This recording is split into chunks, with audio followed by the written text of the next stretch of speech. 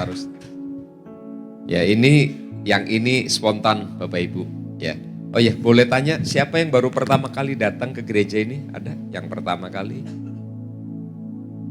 Oh, udah lama. 2, 3, 4, 5, 10 kali ada. Oh ya. Oke, selamat datang buat ya Bapak Ibu yang baru datang. Oke, saya ingin apa ya? Gini Bapak Ibu. Yang tadi kita dengar kesaksian namanya ya. Doa dan kesaksian. Mungkin kalau saya minta Bapak Ibu semuanya maju, setiap kita punya cerita, betul ya? Setiap kita ini punya cerita. Kalau disuruh cerita pasti Bapak Ibu akan mulai mikir, iya ya. Tadi lagunya berkata gini, kecaplah dan apa? Lihatlah. Kecap itu apa kecap? Kecap itu ini. Kecap ya. Tadi siang saya makan mie saudara. Mengecap. Wah enak ini mie-nya. Ya, saudara ngecap. Ketika mengecap sesuatu Anda kan merasakan enak tidak enaknya. Karena indera kita ini kan punya perasa gitu, lihat saya. Secara rohani ya, lagu tadi kan diambil dari kitab Mazmur. Kecaplah dan lihatlah. Kita ini disuruh ngecap. Apa yang kita kecap namanya kebaikan Tuhan.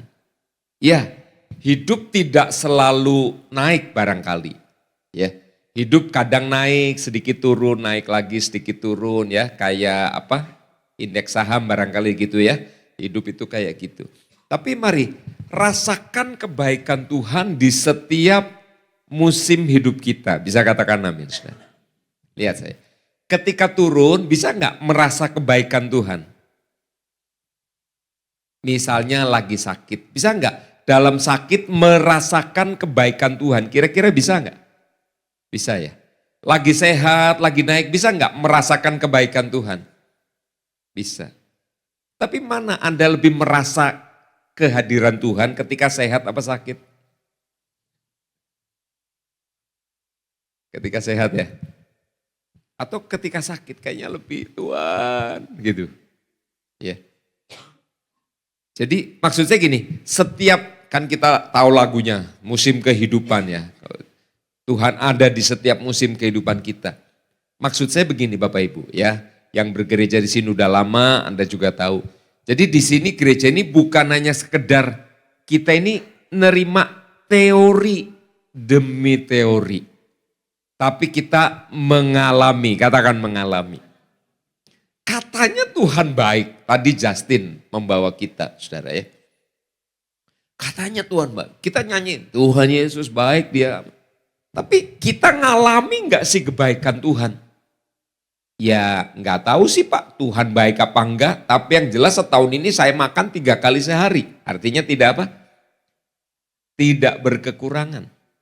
Sebagian orang makan 2 kali sehari. Karena paginya biasanya enggak sarapan nasi, tapi makan kopi sama snack. Ya, saya cenderung gitu saudara. Makannya siang dan malam. Ini malam belum makan. Tadi ada yang bawa makanan enggak? Saya lupa kasih tahu ya. Ada makanan enggak panitia ini? Ada makanan ya. Jadi Bapak Ibu mengecap kebaikan Tuhan itu saya harap itu bukan sebuah teori bagus dari Alkitab. Tapi Anda ngalami, iya ya. Yang kerja, lihat saya ya. Anda bisa kerja setahun ini tiap bulan dapat gaji. Itu kebaikan Tuhan gak kira-kira?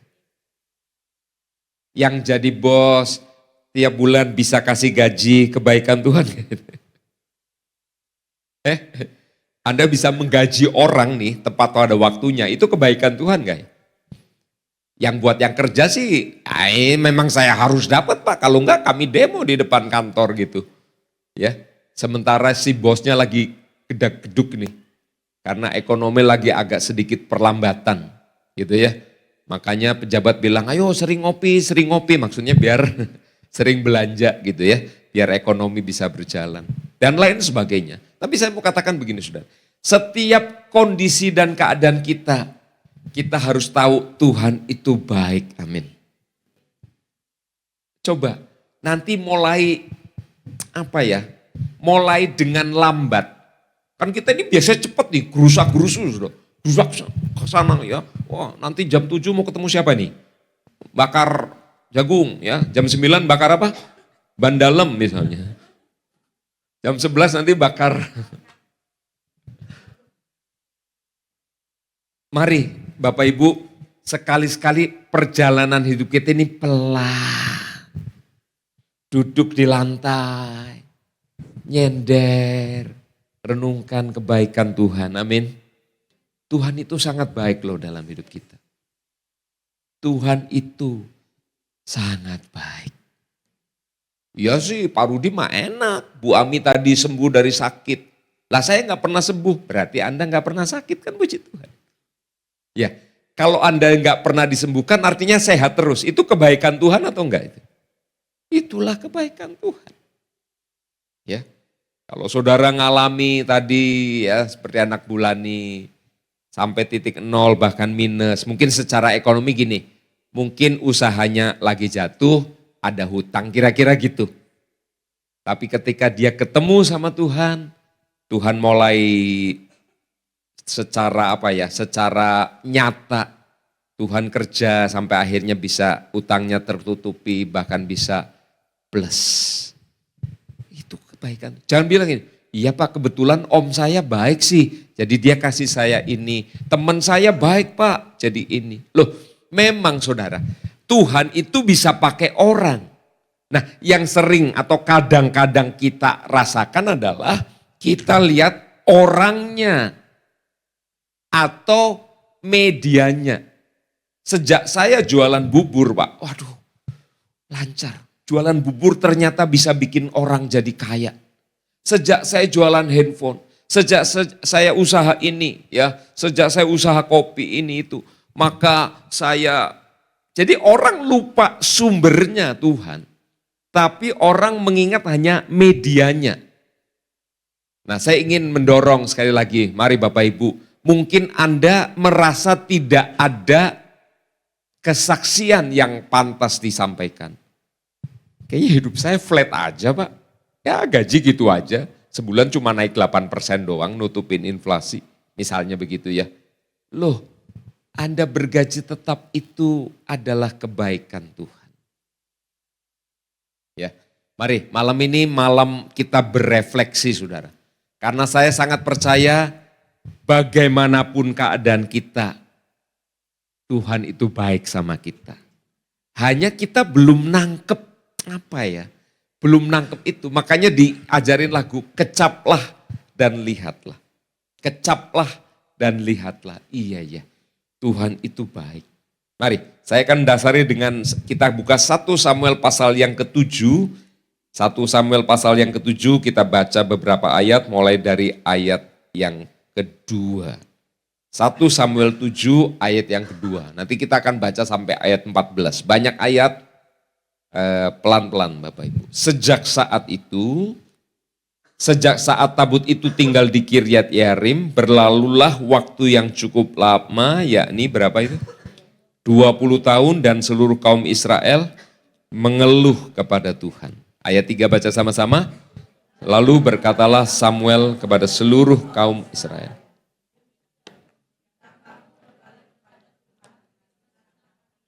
Maka jauhkanlah para allah asing dan para asitoret dari depan.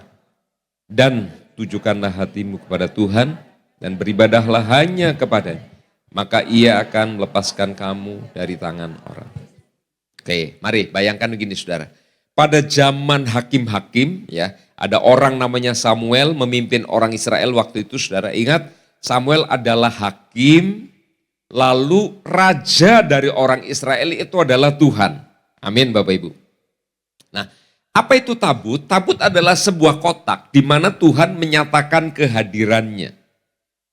Sejak saat tabut itu tinggal di satu tempat namanya Kiryat Yearim, berlalulah waktu yang cukup lama, berapa tahun tadi? 20 tahun dan seluruh kaum Israel mengeluh sama Tuhan. Perhatikan ya, dari 2005 ke 2026, saya sebut 25-26 aja ya, nggak usah 2000. Dari tahun 25 ke tahun 26, Kalau kita cara hidupnya sama aja, maka ini hanya ya just another year. Hanya sebuah tahun yang berbeda. Ya, nanti keluhannya sama, masalahnya sama, dan ya udah akhirnya kondisinya sama. Bayangin, tabut Allah ada di tempat namanya Kiryat Yearim. Sebelumnya dirampas oleh orang Filistin, musuh mereka, saudara. Ya, wow, ketika itu tabut dirampas itu kacau lah, saudara. Ya, lalu ketika dikembaliin, ditaruh di satu tempat, perhatikan ya, ditaruh di satu tempat. Ingat, tabut adalah kotak di mana Tuhan menyatakan kehadiran. Ini tabutnya ada di sana, berlangsung 20 tahun, tapi keluhan orang Israel masih tetap sama. Perhatikan saya baik-baik, tatap mata saya. Artinya kehadiran tabut Allah itu tidak ada pengaruh baiknya atas orang Israel. Ingat, ketika tabut ini nanti di zaman Daud dipindahkan dari Kiryat Yearim ke Yerusalem, ada peristiwa Uza meninggal, akhirnya ditaruh di rumah namanya Obed Edom. Satu keluarga Obed Edom. 3 bulan saja di rumah Obed Edom, Alkitab mencatat, maka Tuhan memberkati Obed Edom dan seisi keluarganya. Berapa bulan? 3 bulan. Ini berapa lama? 20 tahun. Dan orang Israel masih mengeluh. Artinya kehadiran tabut itu seperti tidak ada pengaruh. Orang jalan dari 1 Januari sampai 31 Desember. Lalu kita merayakan. Ya, ada yang minum air putih, ada yang minum air coklat, ada yang minum air merah. Minum air apa lagi ya biasanya? Sparkling water gitu ya. Macam-macam lah, pokoknya segala macam air diminum. Ada yang mabok air putih, mabok air merah, macam-macam gitu. Oke? Masuklah tahun yang baru. Tapi perhatikan, hidupnya sama, jalan pikirannya sama, akhirnya keluhannya apa? Sama juga. Itu hanya sebuah tahun yang lain. Ya, Tuhan ada nggak dalam hidup kita? Ada. Berarti ada tabut dalam hidup kita. Tapi karena tidak diimbangi dengan sesuatu titik-titik, maka sepertinya kehadiran Tuhan sepertinya nggak ada artinya. Apa yang membedakan tabut Allah di Kiryat Yearim sama tabut Allah di rumah Obed Edom? Perhatikan saya. Yang membedakan adalah penghormatan orang Israel. Di Kiryat Yearim ketika orang ditanya, tabut Allah di mana? Oh, di sana, di satu tempat. Di rumah orang, di ayat 1 ya, di rumah namanya Abinadab di atas bukit. Ya. Tabut Allah di mana? Oh, itu di rumahnya Bapak Abinadab. Tapi mereka kalah terus, mereka mengeluh terus, dalam hidup kita bisa terjadi seperti itu. Ya, kita disebut orang Kristen, Tuhan ada dalam hidup kita, tapi kita mengalami kekalahan demi kekalahan, sepertinya tak ada Tuhan. Kenapa seperti itu? Perhatikan, di rumah Abinadab memang tabut itu ada, tapi orang Israel tidak menghormati sepatutnya. Ketika ada di rumah Obed Edom, karena peristiwa Uza mati, ketika berusaha menyentuh tabut yang mau jatuh dari kereta yang dipakai oleh Daud, maka orang Israel seketika takut sama Tuhan. Mereka menghormati Tuhan begitu rupa. Mereka tahu tabut itu ada di rumah Obed Edom dan mereka tidak berani main-main. Akibatnya atau hasilnya Obed Edom diberkati Tuhan. Sementara tabut Allah di Kiryat Yearim di rumah Abinadab, orang Israel tetap mengeluh. Tak ada perubahan, terus mengeluh. Artinya masalahnya tetap apa? Tetap ada. Ya. Lalu Samuel berkata begini, jika kamu berbalik kepada Tuhan dengan segenap hati. Ayat ini boleh jadi ayat yang kita boleh hafalkan hari ini, saudara. Jika kamu apa? Berbalik kepada Tuhan dengan apa? segenap hati, maka jauhkanlah para allah asing, para Asitoret, ini dewa-dewa penyembahan, dari tengah-tengahmu dan tujukanlah hatimu kepada siapa? Kepada Tuhan dan beribadahlah hanya kepadanya. Maka ia akan melepaskan. Jadi selama 20 tahun mereka tetap dikuasai, diserang, dikalahkan. Hasil panennya dirampas oleh orang Filistin. Akhirnya mengeluh. Ngeluhnya apa? Lapar. Kok gini ya? Kok gini ya? Kok gini ya? Ya. Selama 20 tahun sepertinya nggak ada perubahan. Menurut Anda, kalau udah 31 malam, orang Israel merayakan tahun baru nggak ya? Anggaplah mereka merayakan. Ya, bakar petasan kecil-kecilan. Lalu bikin makan bersama sekeluarga, saudara. Tapi nanti tanggal 1, kesusahan yang sama datang lagi. Tahun depan datang lagi. Sama. Kenapa sama Bapak Ibu? Samuel bilang, jika kamu berbalik kepada Tuhan dengan apa? Segenap hati. Jauhkan semua allah asing dan Asitoret. Dan hanya beribadah hanya kepada siapa? Kepada Tuhan. Rupanya mereka beribadah kepada Tuhan, mereka juga beribadah kepada dewa-dewa asing. Ibadah sama Tuhan lagi, ibadah lagi sama asing. Ibadah sama Tuhan, ibadah sama dewa. Maka Samuel bilang, kamu harus berbalik pada Tuhan dengan segenap hati. Malam ini mungkin selama tahun 2025 kita banyak ngeluh juga. Aduh kok susah amat hidup ya. Ini begini, ini begitu. Dan saya tidak tahu kenapa. Tapi barangkali inilah obatnya. Mari kita kembali kepada Tuhan dengan segenap hati. Kadang-kadang orang kembali sama Tuhan, tapi enggak segenap hati. Ketika kondisinya jadi baik, kondisinya aman, ya sudah plus, enggak minus. Mulai agak dikit lupa sama Tuhan. Biasanya doa, kalau orang lagi minus sudah doanya tuh, kalau anak saya bisa mati ini Tuhan gak ada makanan. Begitu plus, Tuhan terima kasih haleluya, amin. Ya, plusnya nambah, oh Tuhan terima kasih haleluya. Rasanya gak ada, enteng aja doa sama Tuhan.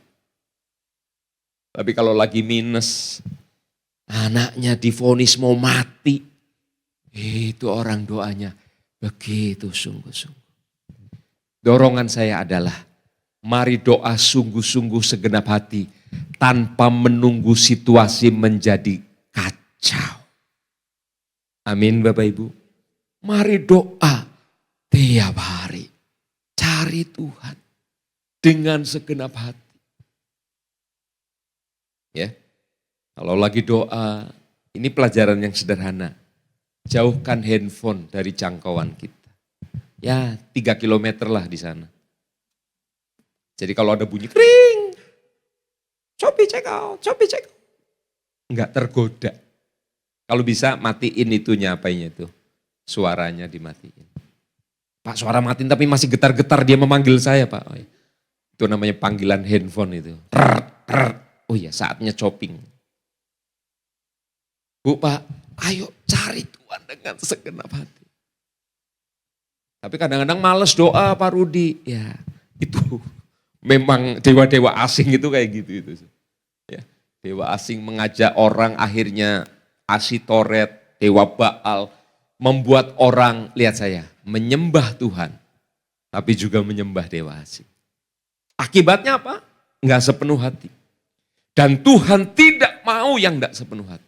Ini rahasia ini sebetulnya ya. Ini anak muda yang hari ini berkesempatan hadir. Tuhan itu ngangkat orang itu gampang sekali. Tuhan itu adalah Tuhan yang Maha Kuasa. Mengangkat orang itu gampang sekali. Amin. Yang susah apa? Lihat saya. Yang susah adalah kita ini sepenuh hati menyembah Tuhan. Jadi malam ini mari kita lihatlah diri kita masing-masing. Yang namanya pelayanan ya. Kadang-kadang apa ya? Saya juga perlu sedikit kadang-kadang ngomong lebih galak. Terus direm lagi, galak lagi. Supaya ngingetin orang muda terutama orang tua juga. Ayo cari Tuhan dengan sungguh hati. Kenapa? Karena buat Tuhan gampang banget nolong kita. Banget gampang. Ayat 4, mari kita baca. Jadi ayat 3, Tuhan minta kita berbalik kepadanya dengan segenap apa? Segenap hati. Jauhkan ya. Ayat 4, kemudian orang-orang Israel apa saudara? Menjauhkan para Baal dan para Asitoret dan beribadah hanya kepada Tuhan. Lihat saya, sudah dengar firman dari Nabi Samuel, terus dikerjakan, katakan dikerjakan. Ya, dan saya kepengen saudara semua di gereja ini mengalami firman Tuhan. Hidupku apa? Menggenapi firman. Itu bukan hanya nyanyi, tapi ngalamin. Ya, tadi 3 ibu-ibu yang maju ngalamin. Mungkin urusan sakit, urusan uang, urusan ini, urusan itu, tapi ada Tuhan di sana. Ya, kalau saya cerita saya, ya saya juga ngalamin. Saudara. Kemarin anak menikah jauh. Saya nanya beberapa diaken di sini, gimana ngurus visa Schengen itu? Oh Bapak mesti begini. Udah ujungnya adalah beberapa orang yang saya tanya bilang gini, Pak karena ini pertama waktunya juga sudah cukup mepet, pakai agent, pakai agen visa. Saya cari tahu agen visa itu bayarnya 1 orang 2 juta. Jadi kalau 5 orang berarti 10 juta. Duitnya dari mana itu? Intinya adalah duitnya enggak ada. Ya, karena duitnya enggak ada harus maju langsung. Nah ketika maju ya saya bilang gini sama Tuhan, Tuhanlah yang tolong. Visa itu saudara bisa dapat sponsor dari luar negeri. Yang kedua kalau tabungan kita berember-ember. Itu aja. Kalau tabungannya belum berember-ember, maka orang bisa mengandalkan itu. Kalau itu nggak ada, ini nggak ada, maka nggak usah kemana-mana, gitu kira-kira. Ya. Terus kami mengajukan ada sponsor dari luar negeri, saudara. Besan, calon besan waktu itu, akhirnya kami dan hari itu dikasih tahu, Pak nanti 45 hari kerja, siap. Hari ke-21 ada email masuk ke email saya. Kasih tahu kalau visanya bisa diambil, ya artinya visanya bisa dikeluarkan oleh pemerintah Luxembourg. Dari sisi keuangan, ke Eropa itu tidak sama ke Tegal, sudah. Saya kalau ke Tegal bawa uang 100.000 masih hidup di Tegal. Ke Eropa nggak bisa hidup, sudah. Ya. Tapi saya juga nggak bisa ngomong. Nah saya cuma gini. Bahkan saya juga nggak ngomong sama Bu Ami sama anak-anak. Saya cuma duduk, tiap hari saya berdoa, duduk di lantai di kamar saya. Saya doa, saya nyembah Tuhan. Nah ini, saya juga kadang-kadang sama Tuhan mau minta-minta juga, sudah di titik nggak terlalu minta saya. Tuhan tahulah apa yang saya perlukan. Singkat cerita, saya bisa sama anak-anak, sama keluarga bisa pergi ke sana. Dan saya mau bilang gini, itu karena Tuhan Yesus hebat, hidup dan berkuasa. Ya, jadi bukan orang enggak bisa membanggakan, oh saya tolong Pak Rudi sih, enggak bisa. Itu Tuhan. Amin. Ya, oke. Jadi orang Israel menjauhkan dan beribadah hanya kepada Tuhan. Lihat saya saudara, apa yang sekarang mengganggu ibadah kita ini sama Tuhan? Malaskah? Atau kesenangan yang lain lah? Scrolling handphone kah? Atau hobi kita kah? Atau pikiran kita tidak bisa fokus? Kita belum bisa ngampuni orang? Kita macam-macam lah. Kalau ada, mari malam ini mumpung kita ketemu, singkirkan semua penghalang itu. Amin Bapak Ibu. Sekali lagi buat anak muda, Tuhan itu nolong gampang banget. Yang penting kita dengan titik-titik hati sama Tuhan. Apa? Titik-titik hati apa itu? Penuh apa segenap? Coba ayatnya buka lagi ayat 3. Segenap hati. Ya. Sepenuh hati boleh Pak? Ya boleh sih, sama juga. Segenap hati sama Tuhan. Ayat 4, ayat 5, mari kita lihat. Lalu berkatalah Samuel, apa? Kumpulkanlah segenap orang Israel ke Mispa, aku akan berdoa untuk kamu kepada Tuhan. Ayat 6, setelah berkumpul di Mispa, mereka menimba air dan mencurahkannya di hadapan Tuhan. Mereka juga apa saudara? Berpuasa pada hari itu dan berkata di sana, kami telah berdosa kepada Tuhan. Dan Samuel menghakimi orang Israel di Mispa.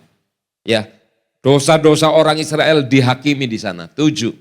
Ketika didengar orang Filistin bahwa orang Israel telah berkumpul di Mispa, majulah raja-raja kota orang Filistin mendatangi orang Israel. Serta didengar orang Israel demikian, maka apa saudara?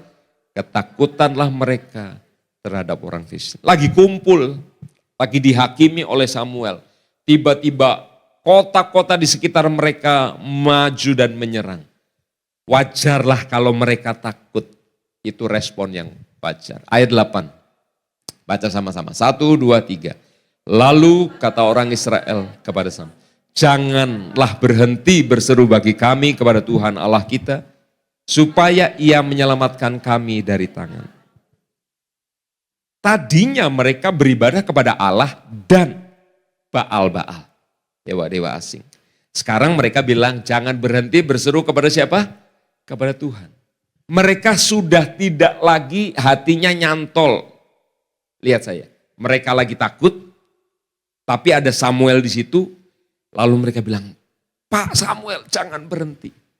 Lihat saya mau ngajari namanya respon. Katakan respon. Orang kalau lagi tenang, beda responnya dengan ketika takut.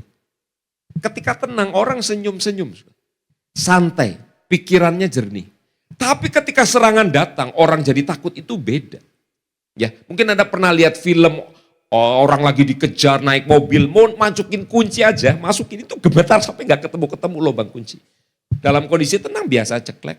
Tapi kalau lagi kejar-kejar itu, dengar, kenapa kadang-kadang Tuhan izinkan kondisi kita tidak baik? Karena Tuhan mau kita melihat respon kita sendiri. Ya. Kalau semuanya baik, lalu ada orang ngomong sesuatu yang menyakiti hati Anda, sudahlah. Tapi kalau kita lagi ditekan-tekan, dalam tekanan, lalu ada orang ngomong sesuatu yang gak baik, disitulah respon kita akan ketahuan. Ya, secara umum Anda tahulah, orang kasih 2 hal kelihatan watak aslinya. 1 kasih kekuasaan, 2 kasih uang. Maka orang akan ketahuan. Nah, ketika orang juga ngalami ketakutan, itu responnya gimana? Nah, puji Tuhan, ini orang Israel responnya sangat baik. Mereka nggak tahu apa yang harus dilakukan. Tapi mereka datang pada Bapak Samuel, Nabi Samuel. Pak Samuel, doa sama Tuhan, supaya Tuhan selamatkan kami. Mereka nggak cari Baal, mana Baal. Asitoret, mana Asitoret. Mereka cari Tuhan. Katakan cari Tuhan. Jadi mulai hari ini dan seterusnya mari kita belajar untuk terus cari Tuhan. Katakan amin. Ketika sesuatu terjadi mungkin tidak enak. Mari tetap cari Tuhan Yesus. Anak muda, Tuhan nolong kita itu gampang banget. Gampang banget. Coba anak muda bilang gampang. guampang. Guampang itu artinya apa? Kecil. Ayat berikut. Sesudah itu Samuel mengambil seekor anak domba yang menyusu lalu mempersembahkan seluruhnya kepada Tuhan sebagai korban bakaran. Dan baca sama-sama. Ketika Samuel berseru kepada Tuhan, maka Tuhan menjawab. Samuel berseru, Tuhan tolong. Ayat 9, ayat 10.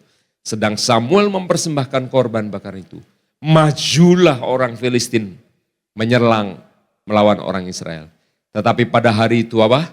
Tuhan mengguntur dengan bunyi yang hebat ke atas orang Filistin dan mengacaukan mereka sehingga mereka terpukul kalah oleh orang Israel. Orang Israel lagi takut. Lihat saya.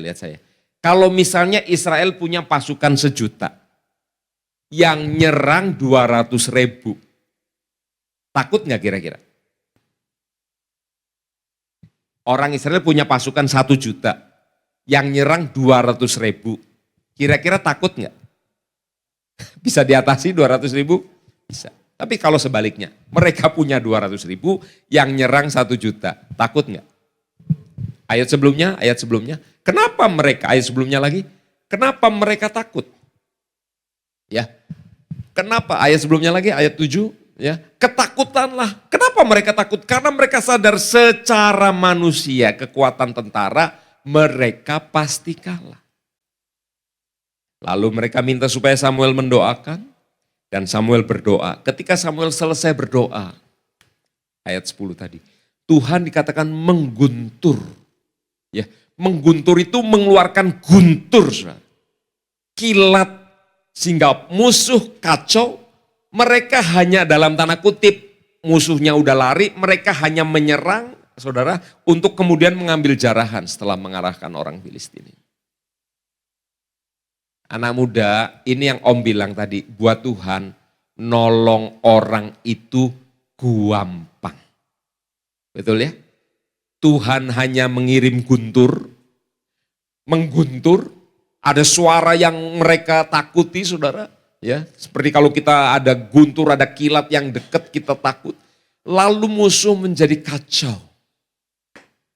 Ayat 11. Keluarlah orang-orang Israel dari Mispa mengejar orang Filistin itu, mereka tadi lagi kumpul, memukul kalah sampai hilir Betkar. Terus 12. Kemudian Samuel mengambil sebuah batu dan mendirikan antara Mispa dan Yesana. Ia menamainya apa? Ebenhezer. Katanya sampai di sini Tuhan menolong kita. Ini tema malam ini, Ebenhezer.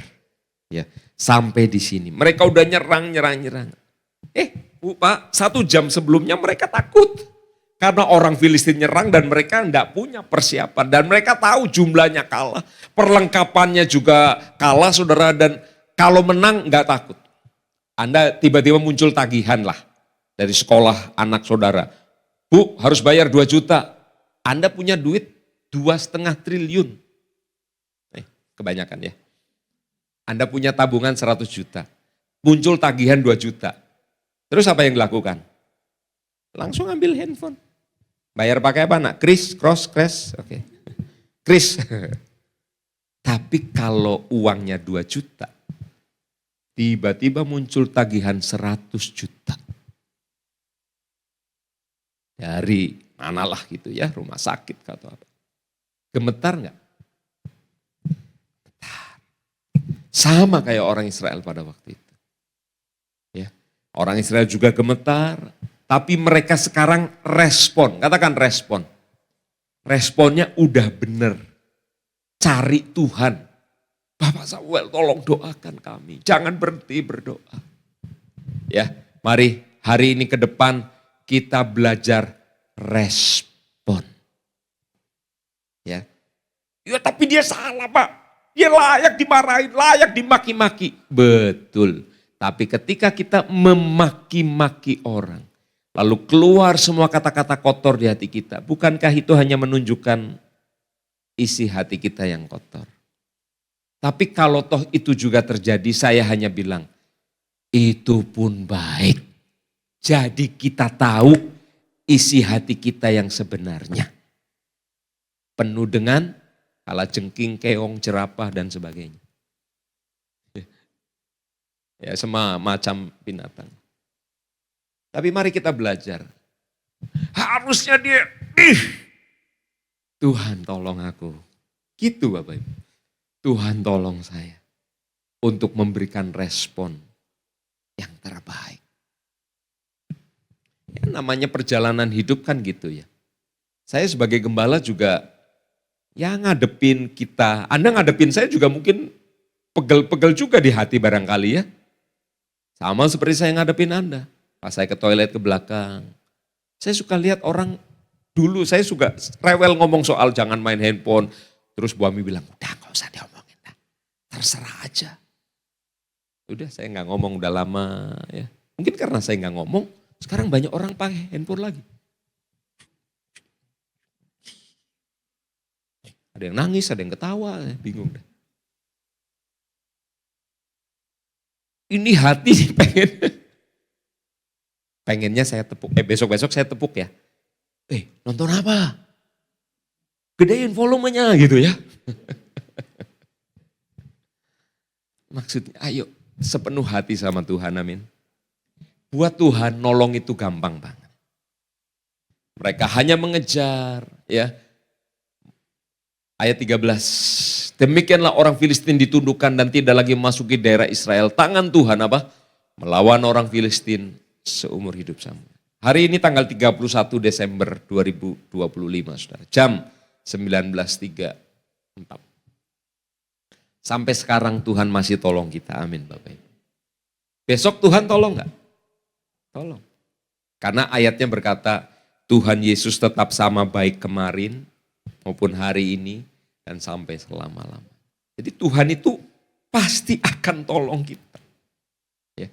Tapi masalahnya adalah hati kita ini kita arahkan sama Tuhan. Lihat saya, sama berhala. Yang ketiga pilihannya adalah Tuhan dan berhala.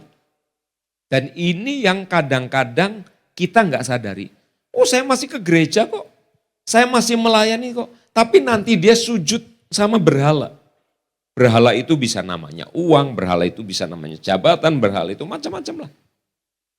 Jadi yang dilayani Tuhan dan. Tapi dorongan saya malam ini, mari kita dengan sepenuh hati melayani Tuhan, amin.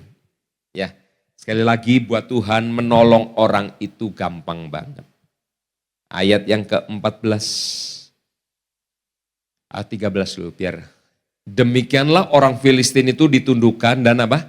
Tidak lagi memasuki daerah Israel. Perhatikan ya, tangan Tuhan apa? Melawan orang Filistin seumur hidup Samuel. 14. Dan kota-kota yang diambil orang Filistin dari orang Israel kembali pula kepada Israel. Mulai dari Ekron sampai Gad dan orang Israel merebut daerah sekitarnya dari tangan orang Filistin. Antara orang Israel dan orang Amori ada damai. Lihat saya saudara. Selama Bapak Samuel hidup, dikatakan tangan Tuhan menekan orang Israel. Tangan Tuhan. Selama Bapak rohaninya masih hidup yang bernama Samuel. Tangan Tuhan itu terus bekerja. Ya, mungkin kalau Anda dengar saya ini kalau khotbah kadang cenderung memaksa, kadang saya terdengar keras. Mungkin buat yang baru datang sekali dua kali gini, ini pendeta kok kayak cari gara-gara sama jemaat. No, bukan. Karena sebagai seorang bapak rohani, saya perlu mengarahkan kita. Mungkin kalau di gereja yang ya katakanlah gereja gede, yang pendetanya juga gak kenal sama Anda dan gak peduli juga sama Anda. Terserah pokoknya dia udah sampaikan khotbah. Kalau saya kayak rumil gitu ya, cerewet gitu. Ayo doa, ya, ayo belajar menginjil, ayo ini dan lain sebagainya. Karena saya pengen ABC. Jalan yang sederhana itu bisa dijalani oleh jemaat. Karena saya ingin Anda itu ngalami, katakan ngalami. Ngalami firman. Hidupku menggenapi firman. Jadi bukan sekedar teori. Ayo belajar. Ya, Jadi apa implikasi dari perikop ini, ayat-ayat ini buat hidup saya dan saudara? Apa implikasinya? Yang pertama berbalik, katakan berbalik. Berbalik itu, lihat saya, berbalik. Saya ngadep sana, jalan sana, balik itu putar balik, lalu saya ngadep sana. Namanya berbalik. Mari kita berbalik atau bertobat, katakan amin. Lalu yang kedua, tadi dikatakan mereka itu membuang semuanya. Ya, lihat saya, ketika mereka membuang semua berhala-berhala itu, karena mereka ngalami revival atau kebangunan rohani di dalam hati masing-masing. Jadi yang kedua adalah revival, katakan revival. Revival itu kebangunan rohani dan itu terjadi di dalam. Ya.